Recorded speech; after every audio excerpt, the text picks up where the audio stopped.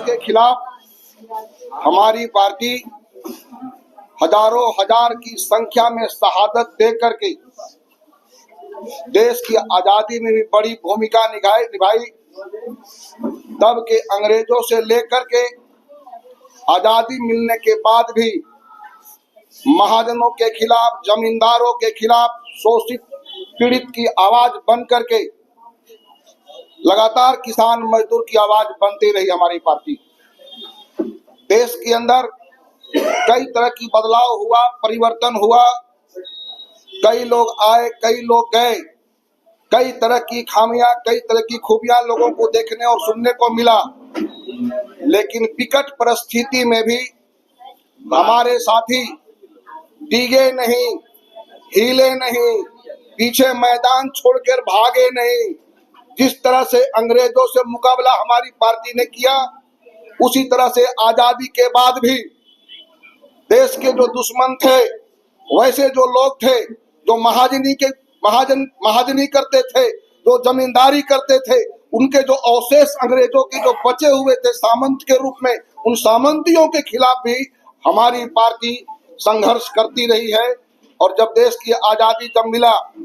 तो देश की जो अर्थव्यवस्था था, उस अर्थव्यवस्था की कैसे सुदृढ़ हो, कैसे ठीक ठाक किया जाए, उसके लिए भी हमारी पार्टी पहल की। आज आपको मैं बताना चाहूंगा कि जिस तरह से सोवियत के विघटन के बाद भी, सोवियत उसके बावजूद, और जब सोवियत था जहाँ पर रूस कम्युनिस्ट पार्टी की जो सरकारें थी, वहां पे हमारा शासन था कम्युनिस्ट पार्टी का, उसका भी दिया। देश की आजादी के बाद देश में कम्युनिस्ट पार्टी का एक बड़ा योगदान है। जो इंडस्ट्रियल के क्षेत्र में जो उद्योगों की चाल देश के अंदर जो बिछा है, जो यहाँ पर एचईसी से लेके हटिया, बोकारो, भिलाई, राउरकेला से लेकर के, अगर सचमुच कहा जाए तो यह कम्युनिस्टों का देन है, कम्युनिस्टों की सोच की देन है कि सरकार और वहाँ के लोग आकर के हमको मदद किया और देश के अंदर हमको अर्थव्यवस्था को सुदृढ़ बनाने के लिए, यहाँ के लिए रोजगार पैदा करने के लिए। जब हम गुलाम थे, हमारा कुछ नहीं था, वैसी परिस्थिति में जब हमारे पास जब आजादी मिला तो उसके बाद उसमें 10 लाख लोगों को भी खाने के लिए अनाज हम पैदा नहीं कर पाते थे।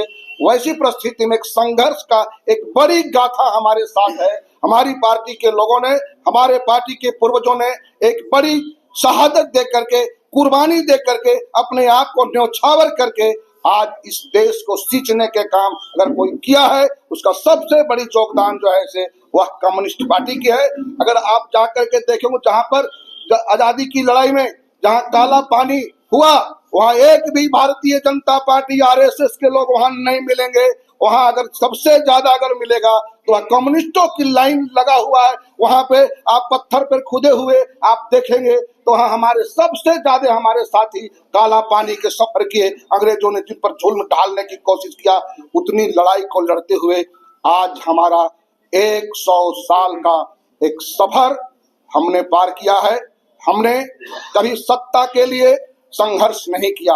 हमने कभी सुविधा के लिए, अपने फायदे के लिए, अपने गद्दी के लिए संघर्ष नहीं किया। इस देश के अंदर किसानों, मजदूरों, छात्रों, नौजवानों की भलाई के लिए, इस देश के आवाम के लिए हम कम्युनिस्ट पार्टी के लोगों ने एक लंबा सफर, जो हमारी शहादत का गाथा है, शहादत का लाइन लगा हुआ है, पूरे देश में शहादत तो हमारे साथियों ने जो दिया है उसकी लाइन बिछा हुआ है, लाशें बिछी हुई है, जिसकी शहादत के बल पे आज 100 साल का सफर हम पूरा किए हैं। और गर्व के साथ हम कह सकते हैं, देश के अंदर जितने भी पार्टियां हैं, उन पार्टियों में सब में दाग लग चुकी है, कहीं न कहीं किसी न किसी रूप से वो बदनाम हो चुके हैं। लेकिन हम राज्य सत्ता में भी रहे, चाहे बंगाल के कोनों में रहे, ये आज हम केरल की धरती पर भी हैं, कहीं एक उंगली दिखाने वाला कोई भी ईडी, सीडी, केंद्र सरकार, राज्य सरकार या कोई एक किसी को भी एक उंगली दिखाने की जगह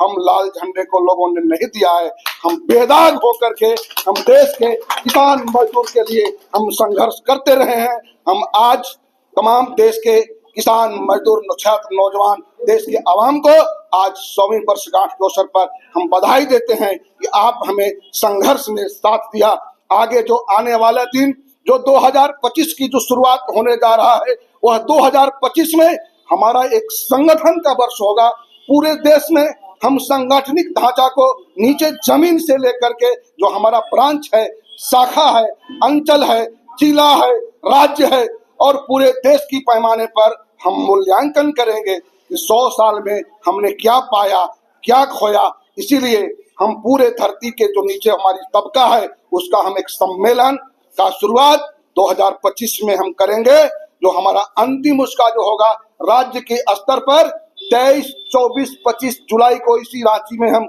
मूल्यांकन करेंगे अपने राज्य का। उसके बाद चंडीगढ़ में हमारा जो है तो सितंबर में हम चंडीगढ़ में पूरे देश भर के जो मूल्यांकन करेंगे कि हमने 100 वर्ष में क्या पाया, क्या खोया और आने वाले दिन में हमारा कैसा संघर्ष होगा, कैसी हमारी लड़ाई होगी। इन सारे चीजों की हम मूल्यांकन करके जो है आगे की संघर्ष का 2025 जो आ रहा है उसमें हमारा संगठन, सम्मेलन और संघर्ष का जो है ये हमारा वर्ष होगा। और अगला जो हमारा जो पीढ़ी होगा, हमारा जो अगला जो लड़ाई होगा, हमारा अगला जो सोच होगा, उन पर जो है से हम मूल्यांकन करके आगे की लड़ाई लड़ेंगे। उन तमाम साथियों को जिसने 100 साल की सफर में हमें साथ दिया, अपने आप को शहीद होकर के, अपने आप को कर कुर्बानी दे करके इस लाल झंडा को और लाल करने की जो कोशिश किया है, उन तमाम साथियों को मैं अपने ओर से सलाम पेश करता हूं।